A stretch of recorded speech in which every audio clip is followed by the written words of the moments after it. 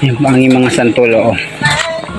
Sobrang taas po kasi ng puno kaya hindi ko na kaya akitin. Kaya pinakit ko dun sa aking pamangkin. Nandun sa pinakadulo siya. Ang gagawin namin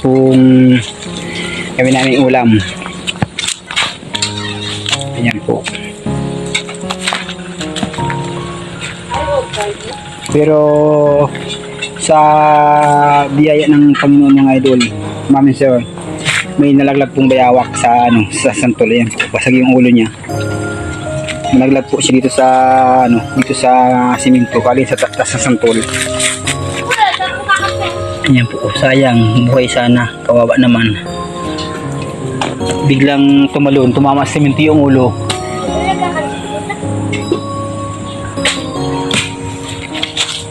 Ano pa tayo magawa, hindi ko na matusunat sa diya.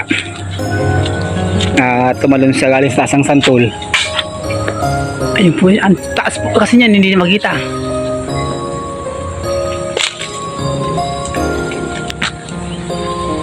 Ang aking anak, yun yung isa bunso.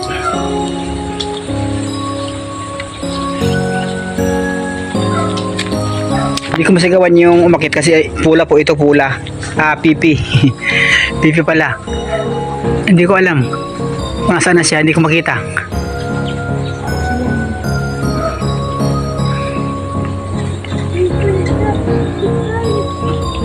Malaki po ito, masarap. Yan, matamis.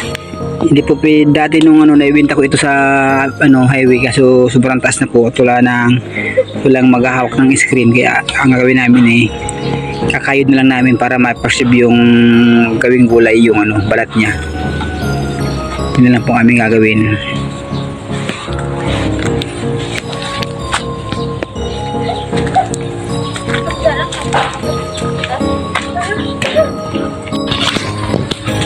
Sige, ipon nyo muna lahat para mawala yan. Marami pa yan, Pwede. Yan, pwede. Sako pwede, Pwede ito. Ito may lago para ako gudon, Ay, mati.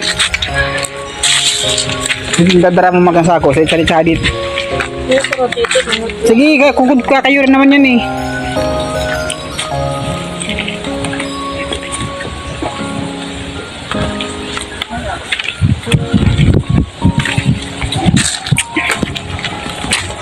Yan, pitas po kami ng santol, idol. Gulayin na lang nila. Super tamis po siya. Yan. Kinakain ko pati buto, inuno ko kasi sayang.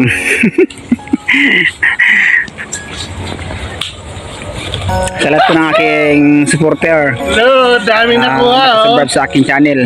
Gulay na santol. Good morning po sa inyong lahat mga idol. Salamat po sa patuloy niyo pag-suporta sa aking mga videos at incoming videos pa. Ayan po.